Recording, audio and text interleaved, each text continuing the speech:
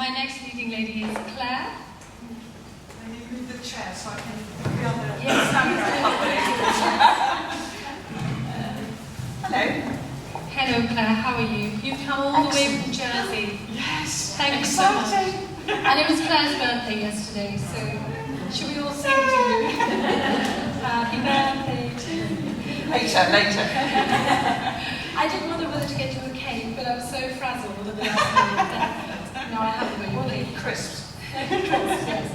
So, Claire, tell me, you knew from a very young age that you wanted to work in hospitality, and I remember you telling me you worked in your father's restaurant from the age of 7, I think it was, and you spent many years in the industry learning what customer service excellence is really all about, until you faced the prospect of becoming a single parent, and you had to make some big changes. Many of us can get paralyzed with anxiety when we have that sort of change, but we need to make that change, we just don't know how we're going to do it. What was your experience, and how did you discover what your next career path was going to be? Well, so I worked in my dad's restaurant since I was about 7, and I guess when you're in that environment, you either love it or hate it, and I loved it. I loved talking to people, I loved that sharing and the joy to see them, really happy. So I did my catering school, and then I started traveling. So I'm French, and I started working in different countries, and I went to America, worked in Disney World. I came back to England, and then ended up going back to Jersey. So that was kind of 17 years back, where I was running hotels. Yes, it came a time where hospitality is it's a hard industry. You're working 12, 14, 16 hours a day, breakfast, lunch, dinners, and all the rest of it. I was going through a divorce, and I thought, I was working in the hotels. I had an au pair at home, looking after the children. I had no life. I was working in that environment constantly, and I thought, this is not life. I can't be carrying on like that. There is no way. This is not it.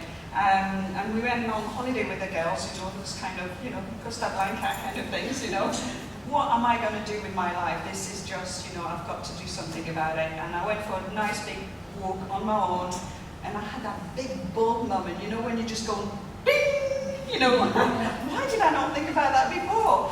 And I was thinking, I'm living in Jersey, what could I do? How could I really manage my life with the children and have a successful life? And I realized that we had nobody doing mystery shopping in Jersey. So when we were doing mystery shopping through the hotels, we had to fly people over on the island, get them to come. We were paying them expenses and all the rest of it. And I thought, this is it. Why is nobody locally actually doing that? So from the holiday, I think within 4 months, I got divorced. I packed my job. I sold the house, and I started the business. Oh yeah! So that was a bit of a joke. So is everyone here familiar with mystery shopping? Okay.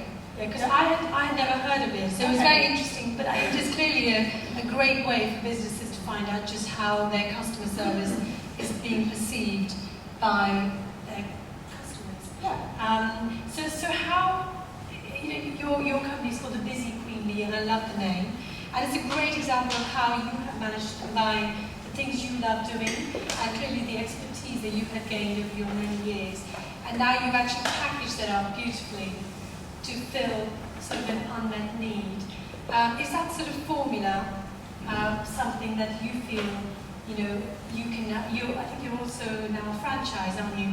So tell us more about that, and could that be sort of an idea that people can have in how they can actually perceive what their next career path could be? Yeah, I think, when you live on an island 9 miles by 5 miles, there's only so many shops or hotels and restaurants you can mystery shop. So, I always thought, how can I actually grow the business? And so from doing mystery shopping, then I was helping more the businesses with the whole customer experience. So from setting the standard to actually training their staff, to then doing the mystery shopping and the consultancy afterwards. So it kind of, it's a really nice package, and it's a really nice, something that it's transferable, although, I've I've got that passion for customer service and for the business, but it's something that anybody else with that same kind of passion could do. And I got a phone call 2 years ago, out of the blue, in August, from a guy who said, look, you know, I'm going to be made redundant. I was looking at doing something on customer service. I found you on Google. I love everything that you do. Can we do some work together? And I put the phone down that day and I thought, this is going to be my first franchising. It was just blown my mind up. And again, within 4 months, I've set up the franchise. All the processes, the operating guidelines, all the legal side of it, which was just actually amazing. I mean, imagine trying to put your brain into a piece of paper for somebody else to do it, and having somebody who actually wants to do the same thing as you. It's incredible, and being able to give them that. So the kind of the Busy Queen Bee and the brand behind Busy Queen Bee, the community, the hives, and you know the franchising of the hive, it works really well in terms of everything that we do. We help our communities. But with a franchise, it's sort of that growing, you know, that kind of helping our community to deliver better customer service. And now, you know, Belfast, Malta, Cyprus, Tenerife, maybe binging in a couple of months. Why not? Fantastic locations to have business trips to, isn't it? So what advice would you give? I mean, you know, the way you make it sound, it just sounds like it just all just clicked. I'm sure it wasn't that easy. Of course it was. But you sound so incredibly positive, and you know things almost seem to just happen when you put your mind to it. What advice would you give to others who may be thinking of either joining a franchise or maybe setting up something completely new? Yeah, so it's funny because Anne, you said, you know, if you're really scared, don't do it. I think that's actually doing a franchise is that taking that risk away, because I've done all the scary things, and I've learned through the mistakes that I've learned that actually creating that franchise and being able to give the tools to somebody else to actually do it with that, well, there's still a bit of a scary bit of it, you know, behind it, but not as much as if you're completely on your own and you've got to do all those hats, you've got to do the accounts, you've got the marketing.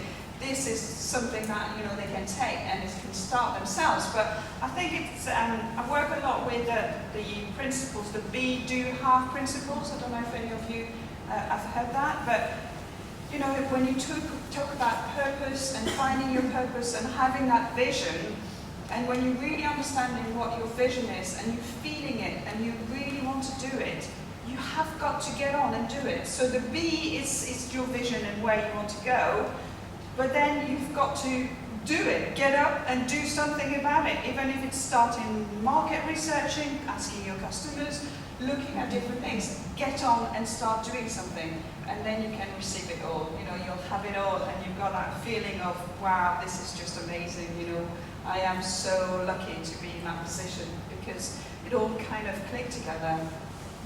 Sounds amazing. I almost want to join your franchise. Thank you, Si.